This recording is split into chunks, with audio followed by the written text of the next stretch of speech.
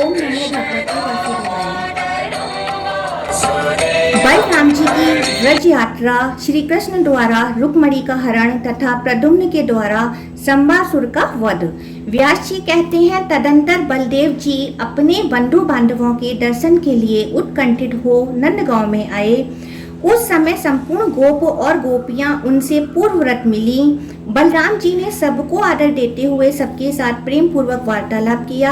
इन्हीं ने उनको हृदय में से लगाया। कुछ लोगों का उन्होंने गाढ़ा आलिंगन किया तथा कुछ गोपियों के साथ बैठकर उन्होंने हास्य विनोद किया। वहां गोपों ने बलराम जी से अनेकों प्रिय लगने वाली बातें कहीं। कुछ गोपियां उन्हें देखकर प्रेमानंद में निमग्न हो गईं तथा कुछ दूसरी गोपियों ने ईर्ष्या पूर्वक पूछा, चंचल प्रेम रस के आस्वादन में व्यग्न रहने वाले नागरी स्त्रियों के प्रियतम श्री कृष्ण तो सुख से है ना? क्षणिक अनुराग दिखाने वाले श्याम सुंदर क्या कभी हमारी चेष्टाओं का उपहास करते हुए नगर की महिलाओं के सौभाग्य का मान नहीं बढ़ाते? क्या श्री कृष्ण कभी हमारे गीतों का अनुसरण करने वाले मधुर स्वर का स्मरण करते हैं? क्या वे एक बार भी अपनी माता को देखने के लिए यहाँ आएंगे? अथवा उनकी बात करने से हमें क्या लाभ? कोई दूसरी बात करो। यदि हमारे बिना उनका काम चल सकता है तो उनके बिना हमारा भी चल जाएगा।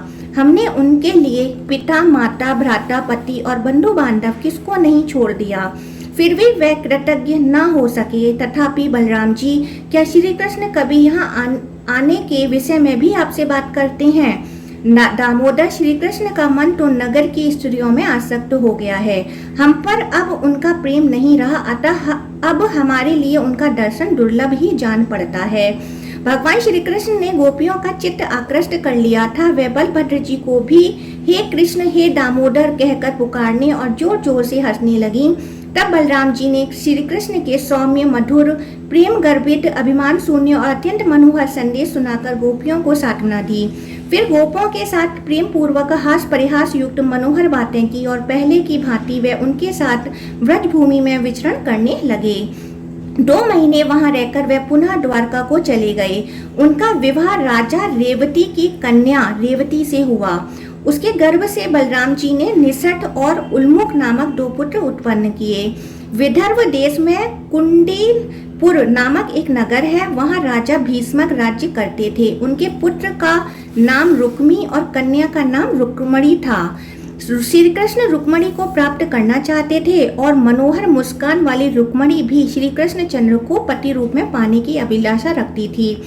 उन्होंने कुंडिन नरेश से रुक्मणी के लिए प्रार्थना भी की, किंतु रुक्मी ने द्वेषवश श्री कृष्ण की प्रार्थना ठुकरा दी। जरासंध की प्रेरणा से परम पराक्रमी राजा भीष्मक ने रुक्मी के साथ मिलकर शिशुपालक को अपनी कन्या देने का निश्चय किया। शिशुपालक का विवाह संपन्न करने के लिए जरासंध आदि सभी प्रमुख राजा उसे साथ ले कुंडिनपुर में गए। श्री कृष्ण भी बलभद्र आदि यादवों के साथ चैन नरेश का विवाह देखने के लिए वहां उपस्थित हुए। विवाह होने में एक ही दिन की देर थी। इसी समय श्री हरि ने बलभद्र आदि बंधुजनों पर शत्रुओं के रोकने का भार रखकर राजकुमारी रुक्मणी को हर लिया। इससे पौंड्रक, दंतवक्र, विदुरथ, शिशुपाल, जरासंध और साल्व आदि राजा बहुत कोपित हुए। उन्होंने श्री कृष्ण को मार डालने की भारी चेष्टा की, किंतु बलराम आदि यादव वीरों ने सामना करके उन सबको परास्त कर दिया। तब रुक्मी ने यह प्रतिज्ञा करके कि मैं श्री कृष्ण को युद्ध में मारे बिना कुंडिनपुर में प्रवेश नहीं करूंगा, श्री कृष्ण का पीछा किया। परंतु चक्रपाणी श्री कृष्ण ने हाथी, घोड़े, पैदल और रथों से युक्त रुक्मी की चतुरांगिनी सेना का वध करके उसे लीलापूर्वक जीत लिया और पृथ्वी पर गिरा दिया। इस प्रकार रुक्मी को जीतकर मधुसूदन ने रुक्मणी के साथ विधि पूर्वक विवाह किया। रुक्मणी के गर्भ से बलवान प्रद्युम्न का जन्म हुआ, जो कामदेव के अंश थे, जिन्हें जन्म के समय ही संबासुर ने हर लिया था और जिन्होंने बड़े होने पर संबासुर का वध किया था। मुनियों ने पूछा, मुने, संबासुर ने वीरवर प्रद्युम्न का अपहरण कैसे किया और महापराक्रमी संभर प्रद्युम्न के हाथ से किस प्रकार मारा गया? व्यास जी बोले, ब्राह्मणे, संबासुर काल के समान विकराल था। उसे यह बात मालूम हो गई थी कि श्री कृष्ण का पुत्र प्रद्युम्न मेरा वध करेगा, अतः उसने जन्म के 6ठे दिन ही प्रद्युम्न को सूतिका ग्रह से हर लिया और उन्हें ले जाकर समुद्र में फेंक दिया। वहां उस बालक को एक मत्स्य ने निगल लिया, किंतु उसकी जठरा अग्नि से तप्त होने पर भी बालक की मृत्यु न हो सकी। तदंतर मच्छरों ने अन्य मछलियों के साथ उस मत्स्य को भी मारा और असुरों में श्रेष्ठ संबासुर को भेंट कर दिया। उसके घर में मायावती नाम की एक युवती गृह स्वामिनी थी। वह सुंदरी रसोइयों का आधिपत्य करती थी। जब मछली का पेट चीरा गया तब उसमें मायावती ने एक अत्यंत सुंदर बालक देखा, जो जले हुए कामरूपी वृक्ष का प्रथम अंकुर था। यह कौन है, किस प्रकार मछली के पेट में आ गया? इस प्रकार कौतूहल में पड़ी हुई उस कृष्णांगनी तरुणी से नारद जी ने कहा, यह संपूर्ण जगत की सृष्टि, पालन और संहार करने वाले भगवान श्री कृष्ण का पुत्र है। इसे संबरासुर ने सौरी से चुराकर समुद्र में फेंक दिया और वहां मत्स्य ने निकल लिया था। यही वह बालक है जो आज तुम्हारे हाथ आ गया। सुंदरी, यह मनुष्यों में रत्न है, तुम पूर्ण विश्वास के साथ इसका पालन करो। देवर्षि नारद के यूं कहने पर मायावती ने उस बालक का पालन किया। उसका अत्यंत सुंदर रूप देखकर वह मोहित थी और बचपन से ही अत्यंत अनुराग पूर्वक उसकी सेवा करने लगी। जिस समय वह बालक युवावस्था की संधि से सुशोभित हुआ, उस समय वह गजगामिनी बाला प्रद्युम्न के प्रति कामना युक्त भाव प्रकट करने लगी। मायावती ने महात्मा प्रद्युम्न को सारी माया सिखा दी। उसका मन उन्हीं में रमता था और उसके नेत्र सदा उन्हीं को निहारते रहते थे। मायावती को अपने प्रति आसक्त होते देख कमल नयन प्रद्युम्न ने कहा, तू मात्र भाव का परित्याग करके यह विपरीत भावना कैसे करती है? मायावती ने कहा, तुम मेरे नहीं भगवान श्री कृष्ण के पुत्र हो। तुम्हें काल रूपी संबर ने चुराकर समुद्र में फेंक दिया था। तुम मुझे मछली के पेट से प्राप्त हुए हो। प्रिय, तुम्हारी पुत्र वत्सला माता आज भी तुम्हारे लिए रोती है। मायावती के यूं कहने पर महाबली प्रद्युम्न का चित्त क्रोध से व्याकुल हो उठा। उन्होंने संबरासुर को युद्ध के लिए ललकारा। उसकी सारी दैत्य सेना का संहार करके 7 मायाओं को जीतकर उसके ऊपर 8वीं माया का प्रयोग किया। उस माया से प्रद्युम्न ने काल रूपी संबर को मार डाला और आकाश मार्ग से उड़कर वे मायावती के साथ अपने पिता के नगर में आए। अंतपुर में उतरने पर मायावती सहित प्रद्युम्न को देखकर श्री कृष्ण की रानियां प्रसन्न हो अनेक प्रकार के संकल्प करने लगीं। रुक्मणी की दृष्टि प्रद्युम्न की ओर से हटती ही नहीं थी। वह स्नेह में भरकर कहने लगी, यह अवश्य ही किसी बड़भागिनी का पुत्र है। अभी इसकी युवावस्था आरंभ हो रहा है। यदि मेरा पुत्र प्रद्युम्न जीवित होता तो उसकी भी यही अवस्था होती। बेटा, तुमने अपने जन्म से कितने सौभाग्यशालिनी जननी की शोभा बढ़ाई है। अथवा तुम्हारे प्रति मेरे हृदय में जैसा स्नेह उमड़ रहा है, उसके अनुसार मैं यह स्पष्ट रूप से कह सकती हूँ कि तुम श्री हरि के पुत्र हो। इसी समय श्री कृष्ण के साथ नारद जी वहां आए। उन्होंने अंतपुर में रहने वाली रुक्मणी देवी से प्रसन्नता पूर्वक कहा, शुभ्रु, यह तुम्हारा पुत्र प्रद्युम्न है। इस समय संबरासुर को मारकर यहाँ आया है। कुछ वर्ष पहले संबरासुर ने ही तुम्हारे पुत्र को सूतिका ग्रह से हर लिया था। यह तुम्हारे पुत्र की सती भार्या मायावती हैं। यह संबरासुर की पत्नी नहीं है। इसका कारण सुनो। जब शंकर जी के कोप से कामदेव का नाश हो गया, तब उनके पुनर्जन्म की प्रतीक्षा करती हुई रति ने अपने मायामय रूप से संबरासुर को मोहित किया। देवी, तुम्हारे पुत्र रूप से ये कामदेव ही अवतीर्ण हुए हैं और यह उन्हीं की पत्नी रति है। कल्याणी, यह तुम्हारी पुत्र वधू है। इसमें किसी प्रकार की विपरीत शंका न करना। यह सुनकर रुक्मणी और श्री कृष्ण को बड़ा हर्ष हुआ। समस्त द्वारकापुरी धन्य धन्य कहने लगी। चिरकाल से खोए हुए पुत्र के साथ माता रुक्मणी का मिलन देख द्वारकापुरी के सब लोगों को बड़ा विस्मय हुआ। श्री कृष्ण की संतति अनिरुद्ध के विवाह में रुक्मी का वध, भौमासुर का वध, परिजात हरण तथा इंद्र की पराजय। व्यास जी कहते हैं, रुक्मणी ने प्रद्युम्न के अतिरिक्त चारुदेश, सुदेश, चारुदेह, सुसेन, चारु गुप्त, भद्रचारु, चारुविंद, सुचारु और बलवानों में श्रेष्ठ चारु नामक पुत्र तथा चारुमती नाम की कन्या को जन्म दिया।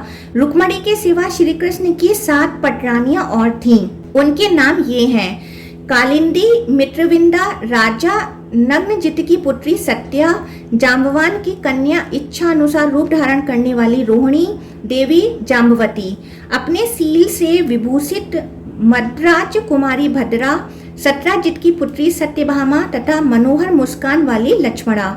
इनके सिवा श्री कृष्ण के 16,000 स्त्रियां और थीं। महापराक्रमी प्रद्युम्न ने रुक्मी की सुंदरी कन्या को और उस कन्या ने भी श्री हरि के पुत्र प्रद्युम्न को स्वयंवर में ग्रहण किया। उसके गर्भ से प्रद्युम्न जी के अनिरुद्ध नामक पुत्र हुआ, जो महाबली महापराक्रमी युद्ध में कभी रुद्ध कुंठित न होने वाला बल का समुद्र तथा शत्रुओं का दमन करने वाला था। अनिरुद्ध को भी रुक्मी की पौत्री ने वरण किया। यद्यपि रुक्मी श्री कृष्ण के साथ लाग डांट रखता था, तो भी उसने अपने दोहित्र अनिरुद्ध के साथ पौत्री का विवाह कर दिया। उस विवाह में बलराम आदि यदुवंशी श्री कृष्ण के साथ रुक्मी के भोजकट नगरी में गए थे। विवाह हो जाने पर कलिंगराज आदि ने रुक्मी से कहा, राजन, बलराम जुआ खेलना नहीं जानते, तथापि उन्हें जुए का बड़ा भारी व्यसन है, अतः आज हम लोग उनको जुए से ही परास्त करें। बहुत अच्छा कहकर रुक्मी ने सभा में बलराम जी के साथ जुए का खेल प्रारंभ किया। पहले ही दाम में बलभद्र जी 1,000 स्वर्ण मुद्रा हार गए। उसके बाद भी कई बार उनकी हार हुई। यह देख मूर्ख कलिंगराज दांत दिखाते हुए बलराम जी का उपहास करने लगा। मंदोमत रुक्मी ने भी कहा, बलभद्र को तो धूर्त विद्या का बिल्कुल ज्ञान नहीं है, इसलिए बार बार हार खानी पड़ी है। यह व्यर्थ ही घमंड में आकर अपने को धूर्त विद्या का पूर्ण ज्ञाता मानते थे। तब बलराम जी ने क्रोध में भरकर 1 करोड़ स्वर्ण मुद्राएं दाव पर लगा दी। रुक्मी ने पासा फेंका। अब की बार बलभद्र की जीत हुई। उन्होंने उच्च स्वर से कहा, मैंने जीत लिया। रुक्मी बोला, क्यों झूठ बोलते हो? जीत तो मेरी हुई है। तुमने इस दाव के विषय में चर्चा अवश्य की थी, परंतु मैंने उसका अनुमोदन तो नहीं किया था। ऐसी दशा में भी यदि तुम्हारी जीत हुई है तो मेरी जीत कैसे नहीं हुई? इसी समय महात्मा बलराम जी के क्रोध को बढ़ाती हुई आकाशवाणी हुई, जीत तो बलदेव जी की ही हुई है। रुक्मी झूठ बोलता है। मुंह से अनुमोदन सूचक वचन न करने पर भी जो उसने दाव को स्वीकार करके पासा फेंका है, इस कर्म से उसका अनुमोदन सिद्ध हो जाता है। इतना सुनते ही बलराम जी क्रोध से लाल आंखें करके उठ खड़े हुए। उन्होंने जुआ खेलने के पासे से ही रुक्मी को मौत के घाट उतार दिया। फिर कांपते हुए कलिंगराज को बलपूर्वक धर दबाया और जिन्हें दिखाकर वह हंसता था, उन दांतों को कुपित होकर तोड़ डाला। फिर सभा भवन के सुवर्ण में विशाल स्तंभ को खींच लिया और क्रोध में आकर रुक्मी के पक्ष में आए हुए समस्त राजाओं का संहार कर डाला। बलराम जी के कुपित होने पर संपूर्ण राजा लोग हाहाकार करते हुए भाग खड़े हुए। बलराम जी के द्वारा रुक्मी को मारा गया सुनकर श्री कृष्ण चुप रहे। रुक्मणी और बलराम दोनों के संकोच से वे कुछ बोल ना सके। तदंतर विवाह के बाद भगवान श्री कृष्ण अनिरुद्ध सहित यादवों को साथ ले द्वारका चले आए। एक दिन तिरुभवन के स्वामी इंद्र मतवाले ऐरावत की पीठ पर बैठकर द्वारका में श्री कृष्ण के पास आए और इस प्रकार बोले, मधुसूदन, यद्यपि आप इस समय मनुष्य रूप में स्थित हैं, तथापि आपने रक्षक बनकर देवताओं के संपूर्ण दुख दूर कर दिए हैं। तपस्वी जनों की रक्षा के लिए अरिष्ट, धैनुक, प्रलंब तथा केसी आदि सब दैत्यों का नाश किया और कंस, कुवलयापीड़, बालघाटनी, पूतना तथा जितने इस जगत के उपद्रव थे, उन सबको आपने शांत कर दिया है। आपके भुज दंड से तीनों लोग सुरक्षित होने के कारण देवता यज्ञों में हविष्य ग्रहण करके तृप्त हो रहे हैं। जनार्दन, इस समय मैं जिस उद्देश्य से आया हूँ, उसे सुनकर उसके प्रतिकार का उपाय करें। भूमि का पुत्र नरक, जो इस समय प्राग ज्योतिषपुर का स्वामी है, संपूर्ण भूतों का विनाश कर रहा है। जनार्दन, उसने देवताओं, सिद्धों और राजाओं की कन्याओं का अपहरण करके अपने महल में कैद कर रखा है। वरुण का छत्र, जिसे जल की बूंदें आती रहती हैं, अपने अधिकार में कर लिया है। मंदराचल के शिखर मणि पर्वत को भी हरण कर लिया है। इतना ही नहीं, नरकासुर ने मेरी माता अदिति के दोनों दिव्य कुंडल भी, जिनसे अमृत झरता रहता है, हर लिए हैं। अब वह मुझसे ऐरावत हाथी लेना चाहता है। गोविंद, उसका यह दुराचार मैंने आपसे निवेदन कर दिया। इसके बदले में उसके साथ जो कुछ करना चाहिए वह आप स्वयं ही विचारें। यह सुनकर भगवान देवकी नंदन मुस्कुराए और इंद्र का हाथ पकड़कर अपने सिंहासन से उठे। उन्होंने गरुड़ का आवाहन किया। चिंतन करते ही गरुड़ आ पहुंचे। भगवान सत्यभामा को बिठाकर स्वयं भी गरुड़ पर सवार हुए और प्राग्ञ ज्योतिषपुर की ओर चल दिए। इंद्र भी द्वारका वासियों के देखते देखते ऐरावत हाथी पर सवार हुए और प्रसन्नचित्त हो देवलोक को चले गए।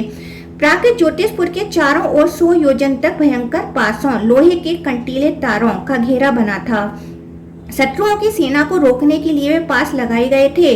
श्री हरि ने सुदर्शन चक्र चलाकर उन सब पासों को काट डाला। तब मुर नामक दैत्य ने खड़े होकर भगवान का सामना किया, किंतु भगवान ने उसे मार डाला। मुर के 60,000 पुत्र थे। श्री हरि ने चक्र की धार रूप अग्नि से उन सबको पतंगों की भांति भस्म कर दिया। मुर को मारकर उन्होंने हयग्रीव और पंचजनों को भी यमलोक पठाया तथा बड़ी उतावली के साथ प्राग ज्योतिषपुर पर धावा किया। नरक बहुत बड़ी सेना के साथ सामने आया। उसके साथ श्री कृष्ण का घोर युद्ध हुआ। उसमें श्री गोविंद ने सहस्त्रों दैत्यों का संहार किया। भूमि पुत्र नरक अस्त्र शस्त्रों की वृष्टि कर रहा था। दैत्य मंडल का विनाश करने वाले श्री हरि ने चक्र चलाकर उस असुर के 2 टुकड़े कर दिए। नरक के मारे जाने पर भूमि अदिति के दोनों कुंडल लेकर उपस्थित हुए और जगदीश्वर श्री कृष्ण से इस प्रकार बोली, नाथ, आपने वाराह रूप धारण करके जिस समय मुझे उठाया था, उस समय आपका स्पर्श होने पर मेरे गर्भ से यह पुत्र उत्पन्न हुआ था, अतः इसे आपने ही दिया और आपने ही मार गिराया। ये दोनों कुंडल लीजिए और नरकासुर की संतान की रक्षा कीजिए। प्रभु, मेरा ही भार उतारने के लिए आप अंश सहित अवतार धारण करके इस लोक में आए हैं। आप ही कर्ता विकर्ता, बिगाड़ने वाले और संहारता, नाश करने वाले हैं। आप ही अविनाशी कारण हैं और आप ही जगत स्वरूप हैं। अच्युत, मैं आपकी क्या स्तुति कर सकती हूँ। आप परमात्मा, जीवात्मा और अविनाशी भूतात्मा हैं, अतः आपकी स्तुति हो ही नहीं सकती। फिर किस लिए असंभव चेष्टा की जाए। सर्वभूतात्मन, मुझ पर प्रसन्न होइए। नरकासुर ने जो अपराध किया है उसे क्षमा कीजिए। वह आपका पुत्र था, अतः उसे दोष रहित करने के लिए ही आपने मारा है। भूत भावन भगवान श्री कृष्ण ने पृथ्वी की प्रार्थना सुनकर तथास्तु कहा। नरकासुर के महल में जो रत्न थे उन्हें अपने अधिकार में कर लिया। अंतपुर में जाकर उन्होंने 16,100 कन्याएं देखी। 4 दांत वाले 6,000 हाथी और कंबोज देश के 21 लाख घोड़े भी देखे। श्री गोविंद ने उन कन्याओं, हाथियों और घोड़ों को द्वारकापुरी भेज दिया। वरुण के छत्र और मणि पर्वत पर भी दृष्टि पड़ी। उन्हें भगवान ने पक्षीराज गरुड़ पर रख लिया। फिर सत्यभामा के साथ स्वयं भी गरुड़ पर सवार हो अदिति को कुंडल देने के लिए स्वर्गलोक में गए। वरुण के छत्र, मणि पर्वत और पत्नी सहित श्री कृष्ण को पीठ पर लिए गरुड़ जी मौज से चले जा रहे थे। स्वर्ग के द्वार पर पहुंचकर श्री कृष्ण ने शंख बजाया। शंख की आवाज सुनकर संपूर्ण देवता अर्घ्य पात्र लिए भगवान की सेवा में उपस्थित हुए। उनके द्वारा पूजित हो भगवान श्री कृष्ण देव माता अदिति के महल में गए। वह भव्य भवन श्वेत बादलों के समान धवल और पर्वत शिखर के सुदृश ऊंचा था। उसमें प्रवेश करके भगवान ने अदिति को देखा, इंद्र सहित उनके चरणों में प्रणाम किया। फिर दोनों दिव्य कुंडल उन्हें अर्पित किए और नरकासुर के मारे जाने का समाचार भी कह सुनाया। इससे जगन माता अदिति को बड़ी प्रसन्नता हुई। उन्होंने भगवान में मन लगाकर जगदाधार श्री हरि का इस प्रकार स्तवन किया। अदिति बोली, भक्तों को अभय देने वाले कमल नयन परमेश्वर, आपको नमस्कार है। आप सनातन आत्मा, भूतात्मा, सर्वात्मा और भूत भावन हैं। मन, बुद्धि और इंद्रियों के प्रेरक हैं। गुण स्वरूप आप श्वेत, दीर्घ आदि संपूर्ण कल्पनाओं से रहित हैं। जन्म आदि विकारों से पृथक हैं तथा स्वप्न आदि तीनों अवस्थाओं से परे हैं। आपको नमस्कार है। अच्युत, संध्या, रात्रि, दिन, भूमि, आकाश, वायु, जल, अग्नि, मन, बुद्धि और अहंकार सब आप ही हैं। ईश्वर, आप ब्रह्मा, विष्णु और शिव नामक अपनी मूर्तियों से जगत की सृष्टि, स्थिति और संहार करने वाले हैं। आप कर्ताओं के भी अधिपति हैं। यह चराचर जगत आपकी मायाओं से व्याप्त है। जनार्दन, अनात्म वस्तुओं में जो आत्म बुद्धि होती है वह आपकी माया है। उसी के द्वारा अहंता और ममता का भाव उत्पन्न होता है। नाथ, इस संसार में जो कुछ होता है वह सब आपकी माया की ही चेष्टा है। भगवान, जो मनुष्य अपने धर्म में तत्पर हो आपकी निरंतर आराधना करते हैं, वे अपनी मुक्ति के लिए इस सारी माया को तर जाते हैं। ब्रह्मा आदि संपूर्ण देवता, मनुष्य और पशु, ये सभी श्री विष्णु माया के महान भंवर में पड़े हुए मोह अंधकार से आवृत हैं। भगवान, जो आपकी आराधना करके भोगों को प्राप्त करना चाहते हैं, वे आपकी माया द्वारा बंधे हुए हैं। मैंने भी पुत्र की कामना से और शत्रु पक्ष का नाश करने के लिए आपकी आराधना की है, मोक्ष के लिए नहीं। यह आपकी माया का ही विलास है। पुण्य रहित मनुष्य यदि कल्प वृक्ष से भी औपीन मात्र ही लेने की इच्छा करे तो यह अपराध उसके अपने ही पाप कर्मों का है। अपनी माया से संपूर्ण जगत को मोहित करने वाले अविनाशी परमेश्वर, मुझ पर प्रसन्न होइए। ज्ञान स्वरूप संपूर्ण भूतेश्वर, मेरे अज्ञान का नाश कीजिए। आपके हाथ में चक्र, शंख, धनुष, गदा और शंख शोभा पाते हैं। विष्णु, आपको बारंबार नमस्कार है। परमेश्वर शंख, चक्र आदि स्थूल चिन्हों से सुशोभित आपके इस रूप का मैं दर्शन करती हूँ। आपका जो परम सूक्ष्म स्वरूप है उसको मैं नहीं जानती। आप मुझ पर प्रसन्न होइए। देव माता अदिति के इस प्रकार स्तुति करने पर भगवान श्री कृष्ण हंसकर बोले, देवी आप हम सब लोगों की माता हैं, अतः आप ही प्रसन्न होकर हमें वरदान दें। अदिति बोली, एवमस्तु नरश्रेष्ठ, जैसी आपकी इच्छा है मैं वही करूंगी। आप मृत्युलोक में संपूर्ण देवताओं और असुरों से अजय होंगे। तदंतर सत्यभामा ने इंद्राणी सहित अदिति को प्रणाम किया और कहा, देवी आप मुझ पर भी प्रसन्न हो। अदिति ने कहा, शुभ्रु, मेरी कृपा से तुम्हें वृद्धावस्था और कुरूपता नहीं स्पर्श कर सकती। तुम्हारी संपूर्ण कामनाएं पूर्ण होंगी। तत्पश्चात अदिति की आज्ञा से देवराज इंद्र ने भगवान श्री कृष्ण का आदर पूर्वक पूजन किया। श्री कृष्ण भी सत्यभामा के साथ देवताओं के नंदवन आदि संपूर्ण उद्यानों में घूमने फिरने लगे। एक स्थान पर भगवान श्री कृष्ण ने पारिजात का वृक्ष देखा जो परम सुगंधित, मंजरियों से सुशोभित, शीतलता और आह्लाद प्रदान करने वाला, ताम्र वर्ण के पल्लवों से अलंकृत और सुवर्ण के समान कांतिवान था। अमृत के लिए समुद्र का मंथन होते समय वह प्रकट हुआ था। उसे देखकर सत्यभामा ने श्री गोविंद से कहा, नाथ, इस वृक्ष को आप द्वारका क्यों नहीं ले चलते? आप कहते हैं सत्यभामा मुझे बड़ी प्रिय है। यदि आपकी यह बात सत्य हो तो मेरे घर के आंगन की शोभा बढ़ाने के लिए इस वृक्ष को ले चलिए। सत्यभामा के यूं कहने पर भगवान श्री कृष्ण ने परिजात को गरुड़ पर रख लिया। यह देख उस वन के रक्षकों ने कहा, गोविंद, देवराज की महारानी जो सची हैं उनका इस परिजात पर अधिकार है। आप उनके इस प्रिय वृक्ष को न ले जाइए। देवताओं ने अमृत मंथन के समय महारानी सची को विभूषित करने के लिए ही इस वृक्ष को प्रकट किया था। आप इसे लेकर कुशल पूर्वक नहीं जा सकते।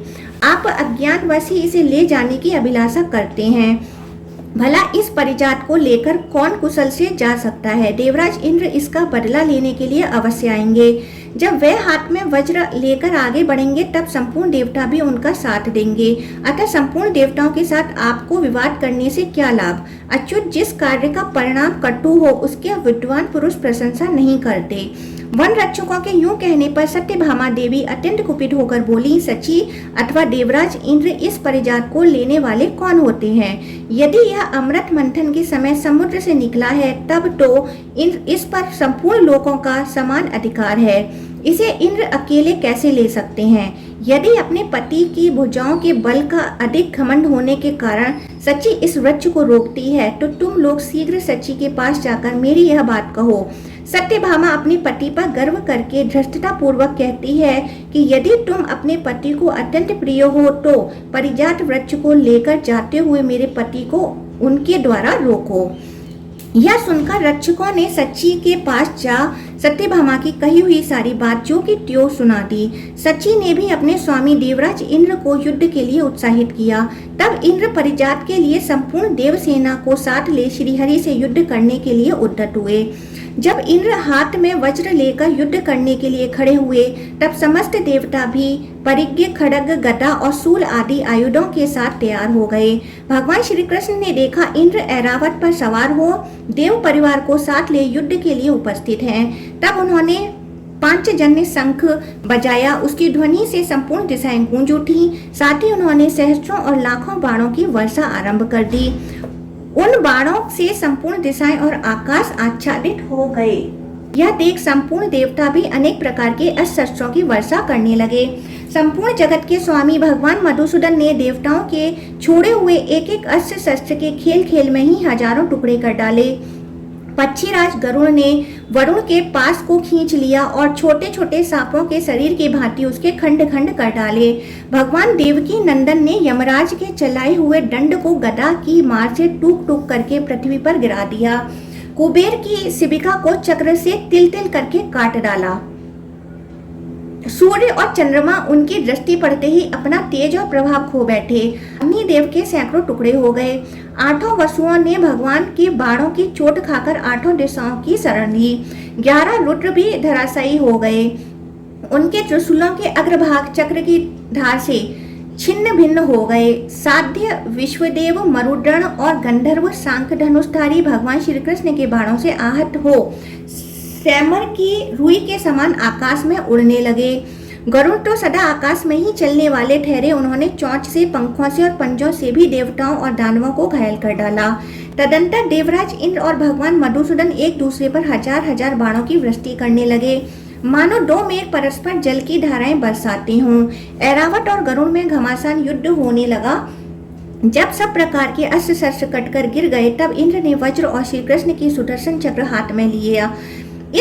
उन दोनों का वज्र और चक्र हाथ में लिए देख चराचर जीवों सहित संपूर्ण त्रिलोकी में हाहाकार मच गया। अंतोगत्वा इंद्र ने वज्र को चला ही दिया, किंतु भगवान श्री कृष्ण ने उसे हाथ में पकड़ लिया। उन्होंने अपना चक्र नहीं छोड़ा, केवल इतना ही कहा, खड़ा रह, खड़ा रह, खड़ा रह, खड़ा रह। देवराज का वज्र व्यर्थ हो गया और उनके वाहन को गरुड़ ने छत विच्छत कर डाला, अतः वे रणभूमि से भागने लगे। उस समय सत्यभामा ने कहा, त्रिलोकीनाथ, आप तो महारानी सची के पति हैं। आपका युद्ध भूमि से भागना उचित नहीं। परिजात पुष्पों के हार से सुशोभित एवं प्रेम पूर्वक आई हुई सची को यदि आप पहले की भांति विजयी होकर नहीं दिखेंगे तो आपके लिए यह देवराज का पद कैसा प्रतीत होगा। इंद्र, अब अधिक प्रयास करने की आवश्यकता नहीं। आप लज्जा का अनुभव न करें। आप यह परिजात ले जाइए जिससे देवताओं की पीड़ा दूर हो। मैं आपके घर गई थी, किंतु सची ने पति के गर्व से उन्मत्त होकर मुझे आदर के साथ नहीं देखा। मैं भी स्त्री ही ठहरी और मुझे भी अपने पति पर गर्व है, तथा स्त्री होने के कारण मेरा चित्त भी अधिक गंभीर नहीं है। इसलिए मैंने आपके साथ युद्ध ठान लिया। यह परिजात दूसरे का धन है, इसका अपहरण करने से मुझे कोई लाभ नहीं। सत्यभामा के यूं कहने पर देवराज इंद्र लौट आए और बोले, माननी, खेद को अधिक बढ़ाने से क्या लाभ। जो संपूर्ण जगत की सृष्टि, पालन और संहार करने वाले हैं, उन विश्व रूपधारी परमेश्वर से युद्ध में हार जाने पर भी मुझे लज्जा नहीं हो सकती। देवी, जिनका आदि अंत और मध्य नहीं है, जिनमें संपूर्ण जगत की स्थिति है, जिनसे इसकी उत्पत्ति हुई है और जिन सर्वभूत में परमेश्वर से ही इसका संहार होगा, उन सृष्टि, पालन और संहार के कारण भूत परमात्मा से परास्त होने पर मुझे लज्जा क्यों होने लगी।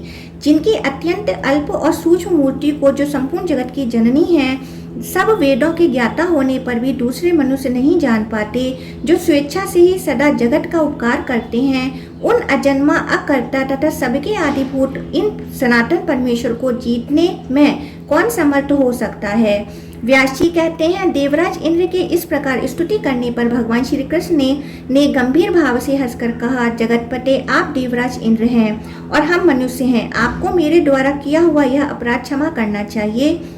यह रहा आपका पारिजात वृक्ष, इसे इसके योग्य स्थान पर ले जाइए। इंद्र, मैंने तो केवल सत्यभामा की बात रखने के लिए ही इसको ले लिया था। आपने मेरे ऊपर जो वज्र चलाया था उसे भी ले लीजिए। यह शत्रु संहारक अस्त्र आपका ही है। इंद्र बोले, प्रभु, मैं मनुष्य हूँ, यूं कहकर आप मुझे क्यों मुंह में डाल रहे हैं। भगवान, हम तो आपके इस सगुण स्वरूप को ही जानते हैं। आपके सूक्ष्म स्वरूप का ज्ञान हमें नहीं है। जगन्नाथ, आप जो कोई भी हो, इस समय जगत की रक्षा में तत्पर हैं। असुर सुदन, आप संसार का कंटक दूर कर रहे हैं। श्री कृष्ण, यह पारिजात आप द्वारकापुरी को ले जाएं। जब आप मृत्यु लोक छोड़ देंगे तब यह पृथ्वी पर नहीं रहेगा। बहुत अच्छा कहकर भगवान श्री हरि भूलोक में चले आए। उस समय सिद्ध, गंधर्व तथा ऋषि महर्षि उनकी स्तुति कर रहे थे। उत्तम पारिजात वृक्ष लेकर श्री कृष्ण सहसा द्वारकापुरी के ऊपर जा पहुँचे। उन्होंने शंख बजाकर द्वारका वासियों के हृदय में हर्ष भर दिया। फिर सत्यभामा के साथ गरुड़ से उतरकर पारिजात को उनके आंगन में लगाया। उसके नीचे जाने पर सब लोगों को अपने पूर्वजन्म की बातें याद आ जाती थी। उसके फूलों की सुगंध से 12 कोस तक की पृथ्वी सुवसित रहती थी। संपूर्ण यादवों ने उस वृक्ष के पास जाकर जब अपना मुख देखा, तब उन्होंने अपने को अमानव देवता तुल्य पाया। भगवान श्री कृष्ण का 16,000 स्त्रियों से विवाह और उनकी संतति तथा उषा का अनिरुद्ध के साथ विवाह। व्यास जी कहते हैं, नरकासुर के सेवकों ने जो हाथी घोड़े धन रत्न तथा स्त्रियों को द्वारका में पहुंचाया था वह सब श्री कृष्ण ने ले लिया। शुभ मुहूर्त आने पर जनार्दन ने नरकासुर के महल से लाई हुई समस्त कन्याओं के साथ विवाह किया। एक ही समय श्री गोविंद ने अनेक रूप धारण करके उन सबका स्वधर्म के अनुसार विधि पूर्वक परिग्रहण किया। 16,100 स्त्रियां थीं अतः भगवान मधुसूदन ने भी उतने ही रूप धारण किए थे। प्रत्येक कन्या यह समझती थी कि भगवान श्री कृष्ण ने केवल मेरा परिग्रहण किया है। जगत की सृष्टि करने वाले विश्व रूपधारी श्री हरि रात्रि के समय उन सभी स्त्रियों के महलों में निवास करते थे। श्री हरि के रुक्मणी के गर्भ से उत्पन्न हुए प्रद्युम्न आदि पुत्रों की चर्चा पहले की जा चुकी है। सत्यभामा ने भानु आदि पुत्रों को जन्म दिया। जामवती से सांब आदि का जन्म हुआ। नागनजिति सत्या से भद्रविंद आदि और सेव्या मित्रविंदा से संग्रामजित आदि पुत्र उत्पन्न हुए। माद्री के गर्भ से वृक आदि का जन्म हुआ। लक्ष्मणा ने गात्रवान आदि पुत्र प्राप्त किए। कालिंदी से श्रुत आदि की उत्पत्ति हुई। इसी प्रकार भगवान की अन्य पत्नियों के गर्भ से जो पुत्र उत्पन्न हुए थे उन सबकी संख्या 88,800 के लगभग थी। रुक्मणी नंदन प्रद्युम्न श्री कृष्ण के समस्त पुत्रों में श्रेष्ठ थे। प्रद्युम्न से अनिरुद्ध और अनिरुद्ध से वज्र का जन्म हुआ। अनिरुद्ध संग्राम में कभी रुकते नहीं थे, वे बड़े बलवान थे। उन्होंने बलि की पौत्री और बाणासुर की पुत्री उषा के साथ विवाह किया था। उस विवाह में भगवान श्री कृष्ण तथा शंकर जी में बड़ा भयंकर युद्ध हुआ था। उस समय श्री कृष्ण ने चक्र से बाणासुर की सहस्र भुजाएं काट डाली। मुनियों ने पूछा, ब्राह्मण उषा के लिए महादेव जी तथा श्री कृष्ण में युद्ध क्यों हुआ तथा श्री हरि ने बाणासुर की भुजाओं का उच्छेद क्यों किया? महाभाग, आप यह संपूर्ण वृतांत हमें बताइए। इस सुंदर कथा को सुनने के लिए हमें बड़ा कौतूहल हो रहा है। व्यास जी ने कहा, ब्राह्मणों, बाणासुर की पुत्री उषा को स्वप्न में किसी पुरुष ने आलिंगन किया। उषा का भी उसके प्रति अनुराग हो गया। इतने में ही उसकी नींद खुल गई। जागने पर उस पुरुष को न देखने के कारण उषा उत्कंठित होकर बोल उठी, प्यारे तुम कहाँ चले गए? उस समय उसे लज्जा का ध्यान न रहा। बाणासुर की मंत्री कुंभांड की एक कन्या थी जिसका नाम चित्रलेखा था। वह उषा की सखी थी। उसने पूछा, राजकुमारी तुम किसे पुकारती हो? यह सुनकर वह लाज से गड़सी गई, मुंह से एक शब्द भी बोल न सकी। तब चित्रलेखा ने उसे बहुत विश्वास दिलाया और सब बातें उसके मुख से निकलवा ली। चित्रलेखा को जब यथार्थ बात मालूम हो गई तब उषा ने उससे कहा, पार्वती देवी ने मुझे इसी प्रकार पति की प्राप्ति होने का वरदान दिया है, अतः तुम उस पुरुष को प्राप्त करने के लिए जो उपाय हो सके उसे करो। तब चित्रलेखा ने एक पट पर प्रधान देवताओं, दैत्यों, गंधर्वों और मनुष्यों का चित्र लिखकर उषा को दिखाया। उषा ने गंधर्वों, नागों, देवताओं और दैत्यों को छोड़कर मनुष्यों की ओर दृष्टि दी। उनमें से भी अंधक और ऋषि वंशों के लोगों पर विशेष ध्यान दिया। श्री कृष्ण और बलराम के चित्रों को देखकर वह सुंदरी कुछ लज्जित हो गई। प्रद्युम्न को देखने पर उसने लज्जा से आंखें फेर ली, परंतु अनिरुद्ध पर दृष्टि पड़ते ही न जाने उसकी लज्जा कहाँ चली गई। वह सहसा बोल उठी, यही मेरे प्रियतम है। उषा के यूं कहने पर योगगामिनी चित्रलेखा उसे सांत्वना दे द्वारकापुरी को गईं। एक बार बाणासुर ने भगवान शंकर को प्रणाम करके कहा था, देव, युद्ध के बिना इन 1000 भुजाओं से मुझे बड़ा खेद हो रहा है। क्या कभी ऐसे युद्ध का अवसर आएगा जबकि ये मेरी भुजाएं सफल होंगी? यदि युद्ध ना हो तो इन भुजाओं से क्या लाभ? फिर तो ये मेरे लिए भार रूप ही सिद्ध होंगी। यह सुनकर महादेव जी ने कहा, जिस समय तुम्हारी मयूर चिन्ह वाली ध्वजा टूट जाएगी उस समय तुम्हें वैसा युद्ध प्राप्त होगा। इससे बाणासुर को बड़ी प्रसन्नता हुई। वह भगवान शिव को प्रणाम करके घर चला आया। कुछ काल के बाद उसकी मयूर ध्वजा टूटकर गिर गई। यह देखकर उसके हर्ष की सीमा न रही। इस समय चित्रलेखा अपनी योग विद्या के बल से अनिरुद्ध को बाणासुर के भवन में ले आई। अनिरुद्ध कन्या के अंतपुर में उषा के साथ विहार करने लगे। यह बात अंतपुर के रक्षकों को मालूम हो गई। उन्होंने दैत्यराज से सब हाल कह सुनाया। बाणासुर ने अपने सेवकों को अनिरुद्ध से युद्ध करने की आज्ञा दी, किंतु शत्रु वीरों का दमन करने वाले अनिरुद्ध ने लोहे का परिघ लेकर उन सबको मार डाला। सेवकों के मारे जाने पर बाणासुर स्वयं ही रथ पर आरूढ़ हो अनिरुद्ध का वध करने के लिए उद्यत हुआ। अपनी शक्ति पर अपनी शक्ति भर युद्ध करने पर भी जब उसे वीरवर अनिरुद्ध जी ने परास्त कर दिया तब वह मंत्री की प्रेरणा से माया द्वारा युद्ध करने लगा। इस प्रकार उसने यदुनंदन अनिरुद्ध को नागपाश से बांध लिया। उधर द्वारका में अनिरुद्ध की खोज हो रही थी। समस्त यदुवंशी आपस में कह रहे थे कि अनिरुद्ध सहसा कहाँ चले गए। उसी समय देवर्षि नारद जी द्वारका में पहुंचे और उन्होंने बताया कि अनिरुद्ध को बाणासुर ने सोनितपुर में बांध रखा है। उन्हें योग विद्या में चतुर युवती चित्रलेखा अपने साथ ले गई थी। यदुवंशियों को इस प्रकार विश्वास हो गया। फिर तो भगवान श्री कृष्ण ने गरुड़ का आह्वान किया। वे स्मरण करते ही आ पहुंचे। भगवान श्री कृष्ण बलराम और प्रद्युम्न के साथ गरुड़ पर आरूढ़ हो बाणासुर के नगर में गए। पुरी में प्रवेश करते समय महाबली प्रमथों के साथ उनका युद्ध हुआ। श्री हरि उन सबका संहार करके बाणासुर के भवन के निकट गए। तत्पश्चात 3 पैर और 3 मस्तक वाले माहेश्वर जन ने बाणासुर की रक्षा के लिए सांक धन्वा श्री कृष्ण के साथ युद्ध किया। उनके फेंके हुए भस्म के स्पर्श से श्री कृष्ण का शरीर संतप्त हो उठा और उससे छू जाने पर बलदेव जी ने भी शिथिल होकर अपने नेत्र मूंद लिए। इस प्रकार श्री कृष्ण के साथ युद्ध करते हुए माहेश्वर ज्वर पर शीघ्र ही वैष्णव ज्वर ने आक्रमण किया और उसको भगवान के शरीर से बाहर निकाल दिया। उस समय भगवान नारायण की भुजाओं के आघात से माहेश्वर ज्वर को बड़ा पीड़ा हुई। वह व्याकुल हो उठे। यह देख पितामह ब्रह्मा जी ने आकर कहा, भगवान इसे क्षमा कीजिए। भगवान बोले, अच्छा मैंने क्षमा कर दिया। यूं कहकर उन्होंने वैष्णव ज्वर की अपने में ही लीन कर लिया। तब माहेश्वर ज्वर ने कहा, भगवान जो मनुष्य आपके साथ मेरे युद्ध का स्मरण करेंगे वह ज्वरहीन हो जाएंगे। यूं कहकर वह चला गया। तदंतर भगवान श्री कृष्ण ने 5 अग्नियों को जीतकर उन्हें नष्ट कर डाला और दानवों की सेना का खेल में ही विध्वंस कर दिया। यह देख बलि कुमार बाणासुर संपूर्ण दैत्यों की सेना साथ ले भगवान से युद्ध करने लगा। भगवान शिव तथा कार्तिकेय जी ने भी उसका साथ दिया। श्री हरि तथा शंकर जी में बड़ा भयंकर युद्ध हुआ। उनके चलाए हुए नाना प्रकार के अस्त्र शस्त्रों की मार से पीड़ित हो समस्त लोग क्षुब्ध हो उठे। उस महायुद्ध को होते देख देवताओं ने समझा निश्चय ही समस्त संसार के लिए प्रलय काल आ गया। तब भगवान श्री कृष्ण ने जमरास्त्र द्वारा शंकर जी को स्तब्ध कर दिया। वह युद्ध छोड़कर जमाई लेने लगे। यह देख दैत्य और प्रमथगण चारों दिशाओं में भाग गए। भगवान शंकर जृंभा से विवश हो रथ के पिछले भाग बैठ गए। उस समय वे अनायास ही सब कुछ करने वाले श्री कृष्ण के साथ युद्ध न कर सके। गरुड़ ने कार्तिकेय जी की भुजाओं को छट विछट कर दिया। प्रद्युम्न ने भी अपने अस्त्र शस्त्रों से उन्हें पीड़ित किया और तथा श्री कृष्ण के हुंकार से उनकी शक्ति नष्ट हो गई, अतः वे युद्ध से भाग गए। इस प्रकार जब महादेव जी जमाई लेने लगे, दैत्य सेना नष्ट हो गई, कार्तिकेय जी परास्त हो गए और प्रमथों रुद्रों के गणों का संहार हो गया।